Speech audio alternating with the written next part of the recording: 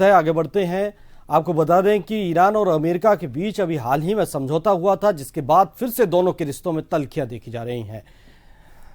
हमारे साथ air commodore Chandramouli जी जुड़े हुए हैं, उनसे जानेंगे।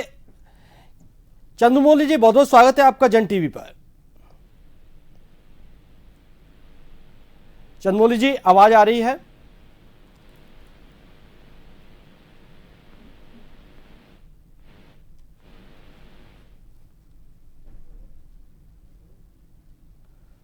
तो बता दें कि ईरान पर हमले का फुटेज जारी किया है।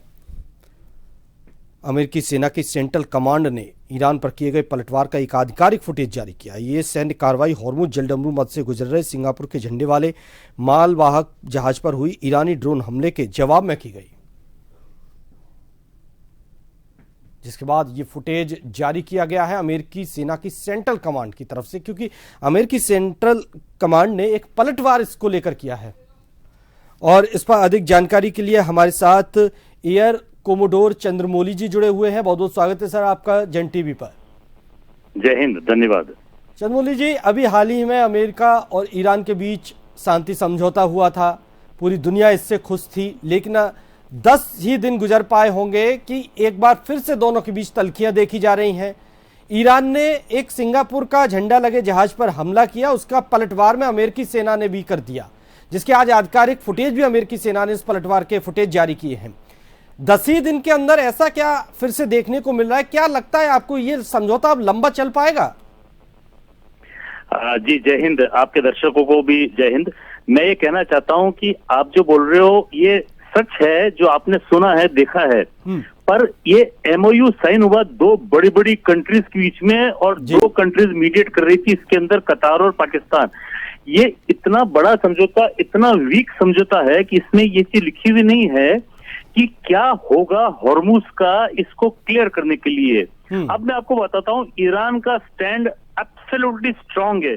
उसने कहा कि जिसको भी जाना है, मेरी कोस्ट लाइन, यानी कि उत्तर के अंदर ईरान है और हॉर्मुज उसके नीचे, मेरी कोस्ट लाइन के ऊपर जो मैंने रास्ता बताया, इस रास्ते से होके जाएंगे, टोल वगैरह की बात बाद में करेंगे, इस रास्ते जाएंगे। उसके बीच में है नेवी की बिछाई हुई माइंस, और उसके दक्षिण में है ओमान का पेनिनसुला ऊपर उठा हुआ है। वहां पे उछल करके अमेरिका, जिसका यूनाइटेड नेशंस कंट्रोल करता है अमेरिका, उसने कहा नहीं, जिसको जाना है मैं यहाँ से परमिट करूंगा।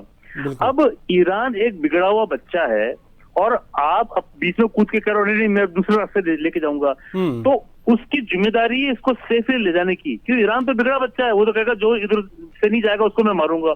तो आप उसको मना करो ना भाई, लेकिन आप उसको मना नहीं करोगे और आप सेफ्टी नहीं एंश्योर करके कहोगे भाई तुम इधर से होके जाओ, तो उसने मार दिया। अब वो सिंगापुर हो, चाहे अमेरिका हो, चाहे इजराइल हो, चाहे चाइना हो, उससे कोई लेना देना नहीं है। जो उसके दोस्त थे वो उससे कांटेक्ट कर रहे हैं, कह रहे हैं भैया मैं चाइना को तेरा दोस्त हूँ, जाओ, तो मैं हिंदुस्तान को तू जा, फलाना हूं मैं, जाओ। वो कह रहा है मैं तेरे को नहीं कांटेक्ट कर रहा हूं, मैं तो यूनाइटेड नेशंस के साथ में जा रहा हूँ नीचे से। अच्छा ये लो।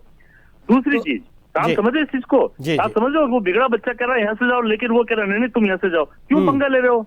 उसको बोलो कि तू टोल नहीं लेगा, तू रास्ता बता दे, हम क्लियर करेंगे, 60 दिन के बाद में तेरे को वो भी नहीं करने देंगे, नो प्रॉब्लम। वो 60 दिन के अंदर वो खुश रहेंगे, जितने भी जहाज अटके हुए चले जाएंगे। 115 जहाज ऑलरेडी वहां से निकल के चले गए सेफली। लेकिन ये यूनाइटेड नेशंस अमेरिका कूद पड़ा के ये दूसरा रास्ता है ना, उसको भी बुरा लग रहा है। दूसरी चीज, आप जो कहते हो ईरान ऐसे, ईरान, ये ईरान ने नहीं किया भाई साहब। ईरान के अंदर एक बिगड़े बच्चों की एक तादाद है जिसको IRGC कहते हैं। जी। ईरान राष्ट्रपति है, ईरान का फॉरेन मिनिस्टर, ईरान वो है जो गवर्नमेंट है, उसकी नेवी डिस्ट्रॉय हो गई है, आर्मी डिस्ट्रॉय हो गई है, उसकी एयरफोर्स डिस्ट्रॉय हो गई है। लेकिन IRGC जो बिगड़ा बच्चा है, इसके पास में पावर है, इसके पास नेवी की खास तौर मतलब कि IRGC की बोट्स हैं, फास्ट बोट्स हैं, उसमें मिसाइल्स है, उसमें वो लगा हुआ है, बॉम्ब लगे हुए हैं, गन लगी हुई है, उसमें जो कुछ भी वो कर सकता है। और ये बिगड़ा बच्चा, ये ऑलरेडी कंट्रोल आता है, मुर्तबा साहब से कंट्रोल में डायरेक्ट वहां से आता है। तो इनकी कंट्रोल उसके पास में है, और वो कहता है कि जो इधर जाएगा उसको मारो, तो वो मार रहा है वो। तो ये ईरान नहीं है, ईरान का बिगड़ा बच्चा IRGC है। IRGC से आप बात नहीं कर रहे हो, वहां जाते प्रेसिडेंट, फॉरेन मिनिस्टर, वो MOU साइन करते हैं। तो या तो वो IRGC को कंट्रोल कर रहा है कि देखो भाई हमने MOU साइन किया हुआ है, हमारी भी इज्जत है पूरी इंटरनेशनल कम्युनिटी के अंदर, आप ऐसा मत करो। लेकिन उसने कहा IRGC ने कि आपको जाना है तो बेशक जा सकते हो, लेकिन जाओ मेरे कोस्ट के नीचे नीचे होके जाओ, यानी कि उत्तरी हॉर्मुज समुद्र से जाओ, बीच में माइन से, और दक्षिण के अंदर यूनाइटेड नेशंस कह रहा है उससे मत जाओ।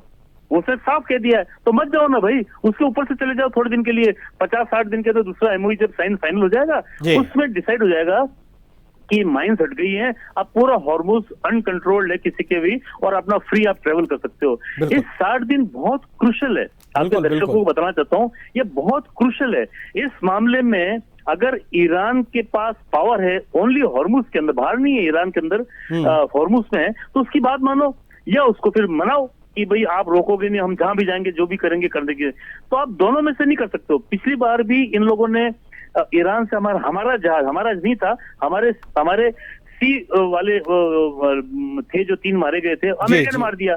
तो ये सबकी दादागिरी वहां पे, there is no single control, there are multiple control उसके अंदर है।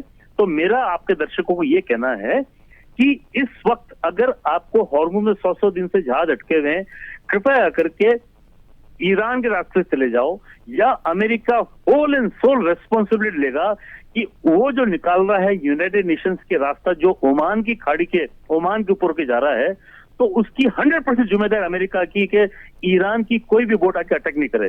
दोनों चीज नहीं चलेगी, बिल्कुल नहीं चलेगी जी। बहुत बहुत शुक्रिया चंद्रमौली जी आपका हमारे साथ जुड़ने के लिए।